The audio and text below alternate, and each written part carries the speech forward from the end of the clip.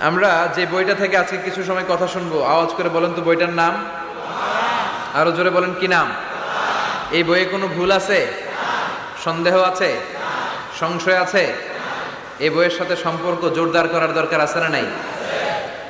এই বইটা কিয়ামতের দিন সুপারিশকারী হবে। বিষ্ণু বলেছেন, ইকরাউল কুরআন ফাইন্নাহু ইয়াতি ইয়াউমাল কিয়ামাতি শাফিআন লিআসহাবি। বেশি বেশি কোরআনের তেলাওয়াত করো, কারণ এই কোরআন কিয়ামতের দিন তোমাদের জন্য সুপারিশকারী হবে।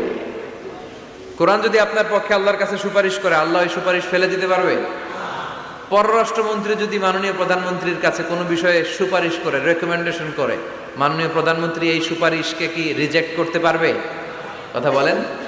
এজন্য কোরআনের সুপারিশ আমরা চাই কি চাই না? এটা এমন একটা কিতাব যেই কিতাবে কোনো ভুল নাই।